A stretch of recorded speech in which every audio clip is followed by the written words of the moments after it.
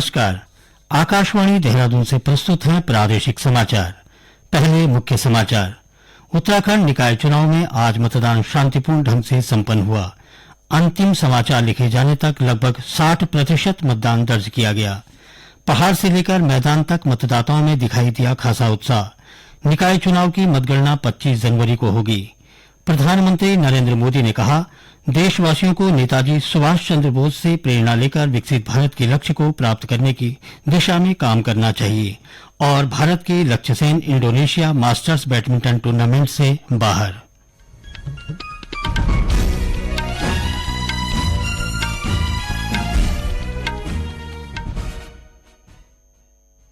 प्रादेशिक समाचार के साथ मैं सुशील पुरोहित। और अब समाचार विस्तार से।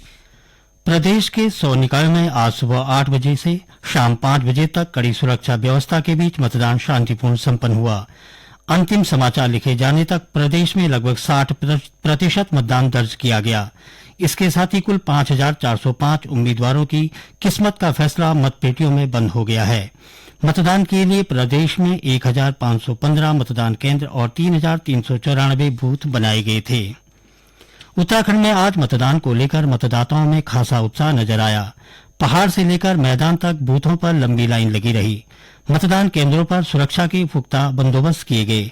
राजधानी देहरादून में भी सभी आयु वर्ग के मतदाताओं ने बढ़ चढ़कर मतदान किया। मुख्य सचिव राधा रतूड़ी ने किशनपुर में वोट डाला। देहरादून से निकाय चुनाव की और अधिक जानकारी दे रहे हैं हमारे सहयोगी अवधेश नौटियाल।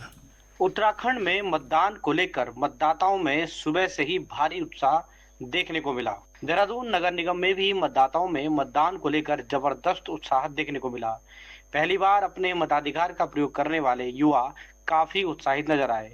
युवाओं ने कहा कि उन्होंने शहर के विकास के लिए वोट किया है।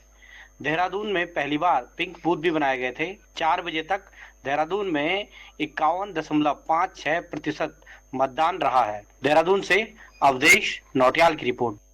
अब बात रुद्रप्रयाग जिले की। जिले में कैसा रहा मतदान, बता रहे हैं हमारे रुद्रप्रयाग सहयोगी विनय बहुगुणा।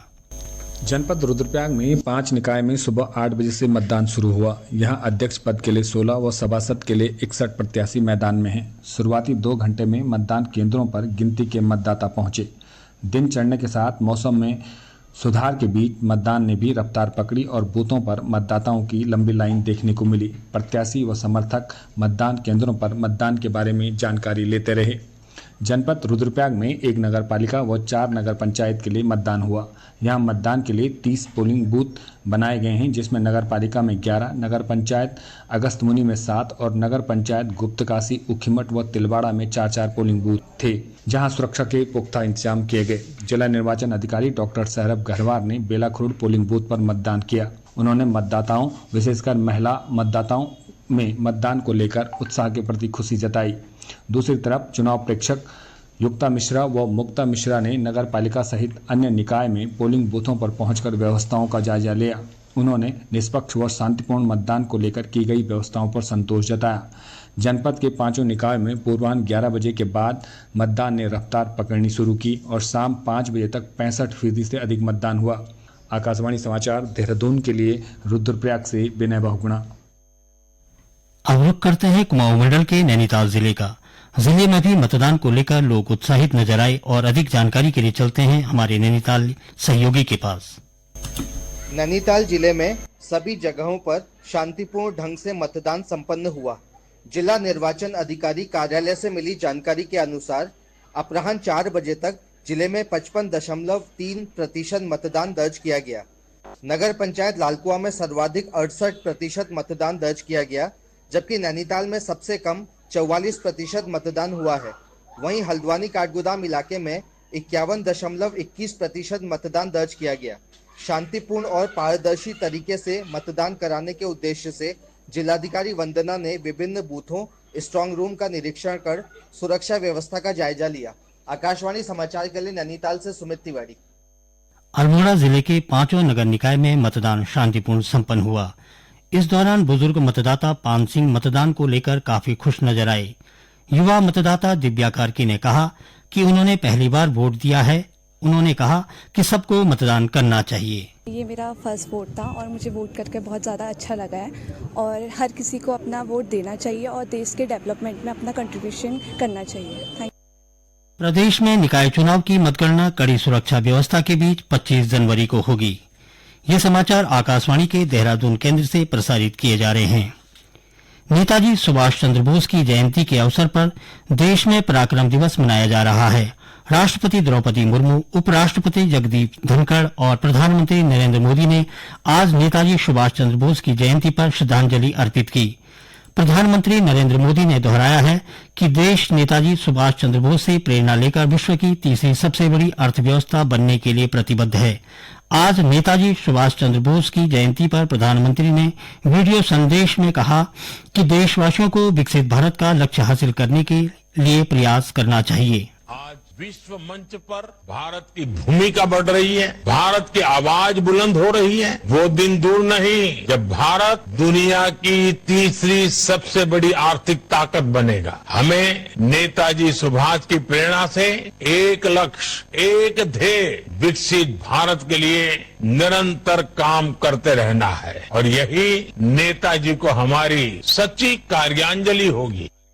विश्व में भारत की बढ़ती हैसियत पर प्रधानमंत्री ने कहा कि इस समय देश की प्रगति के लिए वातावरण अनुकूल है और विश्व भारत की तरफ देख रहा है।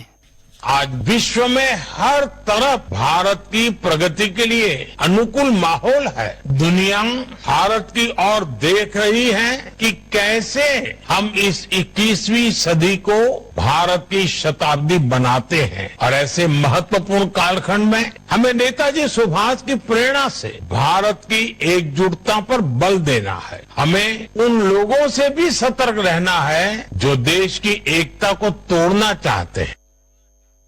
भारत के लक्ष्य Sen Indonesia master super 500 badminton tournament से बाहर हो गए हैं। आज जकार्ता में पुरुष सिंगल्स के दूसरे दौर में जापान के केंता निशिमोतो ने लक्ष्य सेन को 21-16, 12-21 और 23-21 से हराया। मिक्स डबल्स में तनिषा क्रास्टो और ध्रुव कपिला की भारतीय जोड़ी को हार का सामना करना पड़ा। प्रदेश में 28 जनवरी से होने जा रहे 38वें राष्ट्रीय खेलों की तैयारियां जोरों पर हैं। खेल एवं युवा विभाग के विशेष प्रमुख सचिव अमित सिन्हा ने बताया कि अभी तक 9,800 खिलाड़ियों का डेटा मिल चुका है, जिनके सत्यापन का काम जारी है। श्री सिन्हा ने बताया कि खिलाड़ियों के रहने, खाने और स्वास्थ्य सुविधाओं की व्यवस्था की जा रही है। लगभग 9,800 खिलाड़ियों का तक दिखाया जो डेटा एक तरह से कमोबेश आ गया है। वेरिफिकेशन का काम चल रहा है। करीब 750 खिलाड़ियों का डेटा जो है अभी वेरीफाइड हो चुका है। इन सभी से दूरभाष पे हमारे कंट्रोल रूम के द्वारा बात की जा रही है ताकि उनके पास एक हमारा नंबर सेव हो जाए और ताकि उनको कोई दिक्कत ना आए यहाँ पे आने में, खाने पीने की, वो सब चीज देखी जाए। राष्ट्रीय राजधानी दिल्ली में कर्तव्य पथ पर आज गणतंत्र दिवस परेड की फुल ड्रेस रिहर्सल आयोजित की गई। 76वीं गणतंत्र दिवस परेड के दौरान देश की विविधता और सांस्कृतिक समावेशिता को दर्शाने वाली विभिन्न राज्यों, केंद्र शासित प्रदेशों और केंद्रीय मंत्रालयों की कुल 26 झांकियां तैयार की गई हैं। इस बार झांकियों का विषय है स्वर्णिम भारत, विरासत और विकास। परेड में 16 राज्यों और केंद्र शासित प्रदेशों के साथ साथ 10 मंत्रालयों और विभागों की अनूठी थीम वाली झांकियां शामिल होंगी। अंत में मुख्य समाचार एक बार फिर।